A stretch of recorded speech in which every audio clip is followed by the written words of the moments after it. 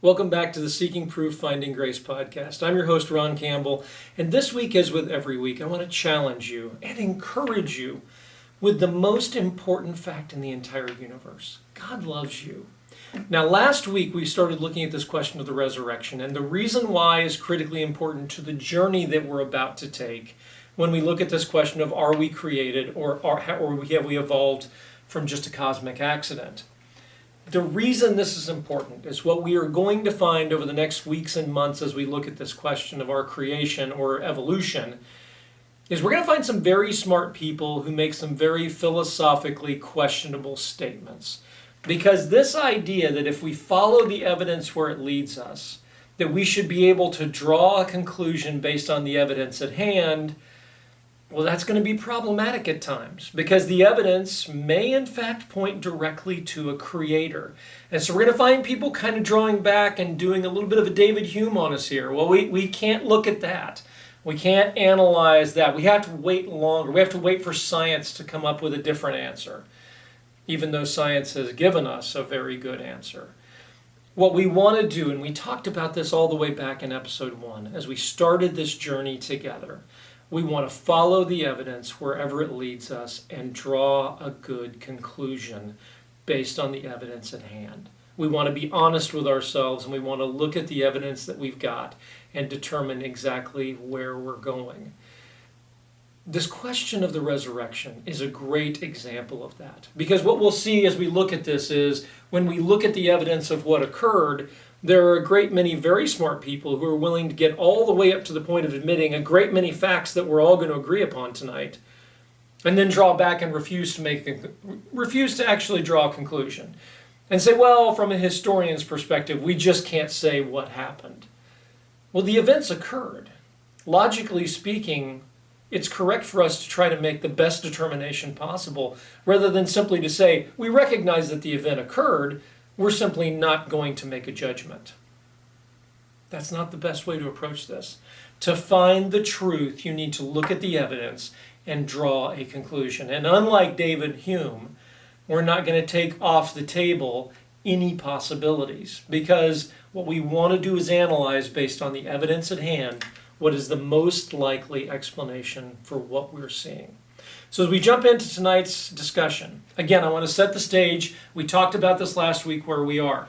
2,000 years ago in Jerusalem, we have a very different picture than most of us can imagine, because on this side of the events that occurred, for us, it's history. For some people, it's become mythology in some ways. You know, a great many people think the events of those days in Jerusalem are some vast conspiracy theory, some Vatican conspiracy that was cooked up to keep all of us in the dark or to fool all of us or to control all of us. The problem is there was no Vatican. There was no church. There were a few dozen very scared Jewish people who had no idea what had just occurred.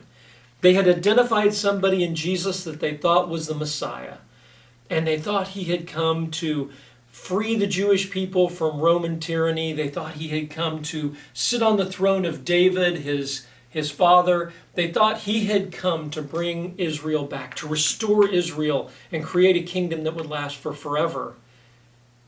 But then he died.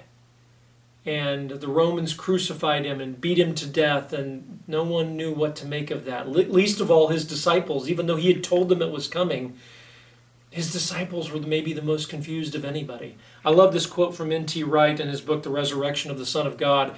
This maybe sums it up better than anybody else I've ever seen do. He said, this subversive belief in Jesus' lordship over and against that of Caesar was held in the teeth of the fact that Caesar had demonstrated his superior power in an obvious way by having Jesus crucified.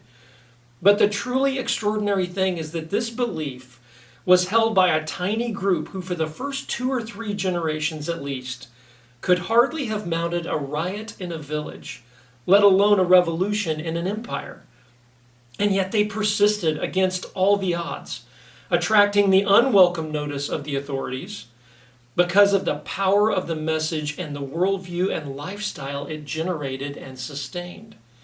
And whenever we go back to the key text for evidence of why they persisted in such an improbable and dangerous belief, they answer, It is because Jesus of Nazareth was raised from the dead. And this provokes us to ask once more, why did they make this claim? I love that quote, and it sums it up so very perfectly what we're looking at here. The Romans have crucified and killed Jesus. This idea of proclaiming him king and Messiah, it doesn't make sense to anybody. It was certainly not, and we talked about last week, it was not held within the Jewish belief system that this is what the Messiah would do. It wasn't held in the Jewish belief system that this is what the resurrection would look like. Nobody in the ancient world believed this is what was going to happen. And this is what turned things so dramatically on their head during those days around Passover 2,000 years ago. Jesus is crucified on Friday. We have Saturday, hopelessness and gloom and fear that the Jewish authorities are coming after them next.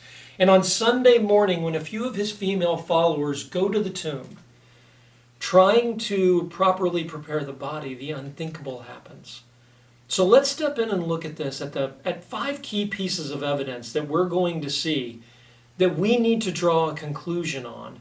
And let's see where that takes us. Okay, number 1, and we're not going to spend a lot of time talking about this in this podcast. We'll spend more time down the road on this question. There is some idea out there that Jesus wasn't a real person. Legitimate historians, and let's again get off the internet, and perhaps not the best place to get all of your information from. And I do recognize the irony of making that statement on a podcast, so don't get me wrong, I get the irony of that statement. But if you look at genuine historical scholarship, nobody believes that Jesus was not a real person, okay? So I'm going to quote 2 sources, and these are outside historical sources. One of them is Josephus, the Jewish historian. Josephus provides 2 quotes. You will see some people screaming on the internet, Josephus has been discredited. No, he hasn't. That's not true. There is one quote where Josephus uses Jesus as a reference to the readers, referencing the death of Jesus' brother James the Just, one of the leaders of the early church. We'll talk about him in a bit. But Josephus uses Jesus as a point of reference for his readers, and the obvious conclusion you reach when you read it is Josephus is using Jesus as a point of reference because everybody knows who Jesus is. So there's no historical dispute about that quote. The second quote, which actually talks about Jesus' death at the hands of Pilate, there's really little dispute over the majority of the quote. There are a couple of items that were probably added in by Christian supporters or folks sympathetic to Jesus down the road. But the critical portion of the quote for us, that Jesus was a real person and that he was crucified by Pontius Pilate, nobody disputes or doubts that. That portion of the quote is considered historically sound by the vast majority of historians. So this idea that Jesus wasn't a real person, not a real thing. Don't even go there. The other historian is the Roman historian Tacitus. Again, not a sympathetic source, and Tacitus confirms for us once again Jesus is a real person, and he was crucified by Pontius Pilate, the governor of Judea at that point. So again, there's no real question here. The other thing that we're not going to discuss at length in today's podcast, is this idea that Jesus didn't die on the cross. Jesus died on the cross. Again, down the road we'll talk about this in more detail. There's no question that he died on the cross. When the Romans scourged you, the scourging enough was in most cases enough to kill you, and crucifixion was absolutely enough to kill you, especially if you had been scourged, which was beaten to death prior to the process. The combination of the two, you simply did not survive. So the idea that Jesus survived the cross, which is an idea held out there by some, and we'll talk about it as some of the options, not medically possible even by today's standards. We will talk about this a great deal more down the road when we talk about the accuracy of the Bible and of the New Testament in question. Tonight, we're going to put those 2 points out there, and we're simply going to move forward. I will quote, I'll put in the reference notes in the podcast, a great resource if you want to read a medical perspective, looking at this question of could Jesus have survived the crucifixion. Fantastic resource, and I will put that in the notes to today's podcast as well. So the first point that we're going to agree on as we look at this going forward was Jesus was a real person, and he was in fact crucified and killed by the Romans. So fairly straightforward. That is a historical piece of evidence. that the vast majority of historians absolutely agree to, whether they're biblical historians or otherwise.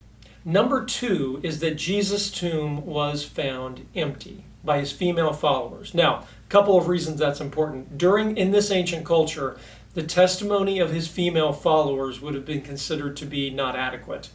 In a legal hearing, the testimony of a woman in this day and age would not have been considered to be nearly as important as the testimony of a man. And that's just the culture that they lived in 2,000 years ago. When you look at this question, if the disciples were going to make this up, they wouldn't have said, the female followers found Jesus, by the way, while we were all cowering in fear. The female followers are portrayed as being dedicated to Jesus, still serving Jesus, trying to preserve his body and do the right thing because they all believed he had died. And they're the ones who bravely step up to go face the Roman guard who's guarding the tomb.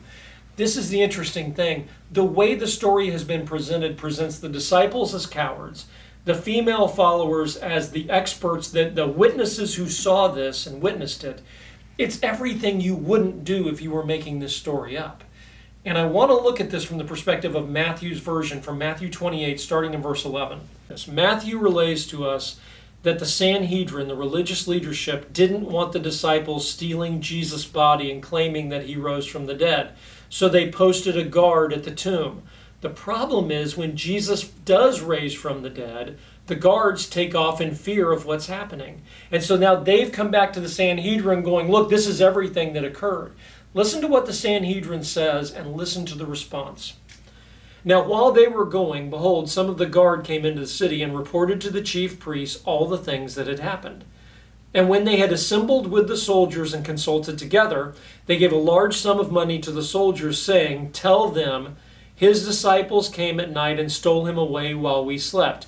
And if this comes to the governor's ears, we will appease him and make you secure.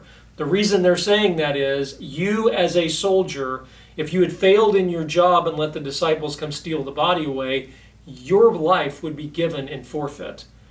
So your life would be demanded as forfeit for having lost the body. So they're telling him, don't worry, we'll cover for you if this actually what happens. So the soldiers, took the money and did as they were instructed. And this saying is commonly reported among the Jews until this day. Now, when was this written and why is this important? We can date the Gospels, and the reason I'm going to say this, and there'll be some who say this is too early, there are things that the Gospels themselves are missing. The book of Acts is going to be our dating point where we look at the date that the Gospels were written. There are several critically important things that are missing from the book of Acts. Luke, who wrote the book of Acts, is our historian in the Bible. He writes in enormous detail. Several key critical points are missing in the book of Acts, and that tells us from a historical perspective they haven't happened yet. Jerusalem hasn't fallen. That occurs in 70 A.D. Paul, the disciple, the apostle, is still alive. He dies around 66 A.D. On top of that, Jesus' brother James is killed in Jerusalem around 61 A.D. None of those things are recorded for us. Now, there is no question the fall of Jerusalem and Paul's execution would absolutely be included for us. Acts ends with Paul in jail but still alive. So we know with a high degree of certainty that Acts was written prior to Paul's execution. The missing fact of James' execution as well would absolutely have been included because Luke goes out of his way to also record key events in church history, including the death of several other key leaders in the church. James the Just not being included in that list is absolutely good proof that the book of Luke was written prior to 61 AD. Luke was written after Matthew and it was written after Mark, because Luke uses either Matthew or Mark or both as source material. And so when you date those back, that absolutely puts the book of Matthew well into the 50s. Why is this important? If Matthew is written in the 50s, that means these events are occurring 20 years or so after Jesus has died. There are going to be people in Jerusalem who can discount what he's saying. So if in fact, as Matthew tells us, that this saying is commonly reported among the Jews until this day, that the disciples came and stole the body. That had to be what was being said in Jerusalem at that day, because if he wrote it and it wasn't true, people would have immediately jumped on that and said, that's not true. They also would have said, the body was never lost. Jesus is in that tomb over there, and the Sanhedrin would have happily rolled open the tomb and sold tickets and made it a show to destroy the Christian faith. The Christian church comes to life, begins in Jerusalem. The same place Jesus is crucified, the same place he's buried, and the same place the disciples say he rose again. If it didn't happen, the empty tomb being in Jerusalem would have been the end of the early church unless it was really empty. So again, from a historical perspective, the tomb was empty. So Jesus is a real person. He dies at the hands of the Roman governor. He's buried in a tomb, and the tomb is found empty. These two facts are very straightforward. Again, the majority of historians are going to look at those facts and agree, yes, those events did occur. Number 3, and this is going to be where we really start to see the change in the disciples. And this is what N.T. Wright is talking about. The disciples go from a bunch of cowards, just living in fear that the Sanhedrin is coming after them next, not realizing how unimportant they are, to 3 days later suddenly standing up and saying, Jesus has risen from the dead. And from the day of the resurrection for the next 40 days, Jesus shows himself alive. You remember the quote that we read from Paul last week? Jesus shows himself alive by many infallible proofs. He shows himself to the disciples. He shows himself to James, Jesus' brother. He shows himself to Paul. He shows himself to 500 people at once. All of these things as they're happening is what's building the early church. I want to quote from John chapter 21 as we're looking at this. And this is the story of Thomas. We all know him as Doubting Thomas. Why was Thomas doubting? Okay, so Jesus shows up to meet with the rest of the disciples, and Thomas isn't there. And Thomas comes back and plainly says, now Thomas, called the twin, one of the 12, was not with them when Jesus came. The other disciples therefore said to him, we have seen the Lord. So he said to them, unless I see in his hands the print of the nails, and put my finger into the print of the nails, and put my hand into his side, I will not believe. You know, we call him Doubting Thomas. Does anybody really blame him? I mean, again, this is something that defies belief. That's the point. When we look at something and people say, well, this is a miracle, therefore it couldn't have happened. That's the point. If it was something ordinary and regular, well, of course it could have happened. So why would it change anybody? No one would believe anything differently. But in this case, this is a miracle of such enormous magnitude. It changes all of these people's lives, and it changes forever the shape of the world going forward. So Thomas saying, look, I know you all say you saw Jesus. What's going through Thomas's mind are the only excuses that everybody comes up with to try to explain this away. You guys were hallucinating. I don't know what was going on. You guys had a little too much wine after dinner. Something's wrong. And unless I see Jesus and can physically touch him and see his wounds healed, I am not going to believe that he's raised from the dead. That's a reasonable response. So what John is recording for us here is a pretty reasonable response on Thomas's part. But that's not where the story ends. Starting in verse 26, and after 8 days, his disciples were again inside, and Thomas with them. Jesus came, the doors being shut, and stood in the midst of them and said, peace to you. I like to think he kind of jumped into the room. Jesus just appears into the room. Well, even though the doors were shut, he suddenly appears in the room and says, peace to you. Then he said to Thomas, reach your finger here and look at my hands, and reach your hand here and put it into my side. Do not be unbelieving, but believing. Okay, that's going to do it. Thomas is right there looking at Jesus, fully healed, raised from the dead, physically standing there, and he says, Thomas, come here. Come here. Come touch the wound. You want to see this wound is healed. Come look at it. You want to see the nail marks in my hands. Come look at them. Jesus says, let's deal with your unbelief right now. And Thomas did what I think anyone would do. And Thomas answered and said to him, my Lord and my God. He recognizes if Jesus has physically been healed and physically raised from the dead, he's not a man. He's exactly what he claimed to be, God on earth with us, God in the flesh. And Jesus said to him, Thomas, because you have seen me, you have believed. Blessed are those who have not seen and yet have believed. What we're talking about here is this idea. People will say, well, you believe something you don't understand, and it's true. I wasn't there. I can research this, I can study, I can read books, I can look at all of the logical arguments in the world, but I wasn't there. But what I do know is this. There were 11 disciples who absolutely believed that Jesus died, that he was buried, and that it was over and done, and they were hopeless, and they were fleeing, and they didn't know what to do. And suddenly, these same 11 disciples, who before were ready to flee and run for their lives, were suddenly ready to take on the world. And the same Sanhedrin that had put Jesus to death, that they were so scared of, in a few weeks they would look at and go, bring it on. You have nothing that could possibly scare me. These disciples were ready to take on the world, and there is no explanation for that other than the explanation they've given. We saw Jesus physically healed and raised from the dead. We spoke with him. We ate with him.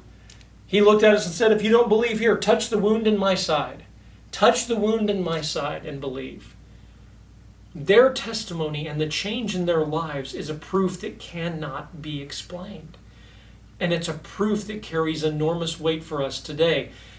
When Stephen, not one of the original disciples, but one of the early leaders of the church, when Stephen is stoned to death in Jerusalem just a few short years later, and this is where Paul the apostle is still Saul the persecutor at that point. But when Stephen dies, if this is all a scam, and they're all just hoping to get rich quick, or they're all hoping to become famous or do something, about the time Stephen is dragged outside of Jerusalem and he's stoned to death, that's going to be the end of it. Or when John's brother James is killed also by the authorities, run through with a sword, I believe. When that happens, that's the end of this. There isn't any more, we'll make up a great story and go. Nobody is willing to die for a lie. You see, they knew whether or not it was a lie. And they went to their graves professing that it absolutely happened. That event has to be explained as we look at this. And it wasn't just them. You know, we sometimes forget that there were so many people who were involved in this ministry. There were so many people who were there. These early eyewitnesses. You know, coming from Eusebius, I love this quote, and it really brings to light something that we tend to forget about. The works of our Savior were always present, for they were true. Those who were healed, those who rose from the dead, those who were not only seen in the act of being healed or raised, but were also always present. Not merely when the Savior was living on earth, but also for a considerable time after his departure, so that some of them survived even to our own times.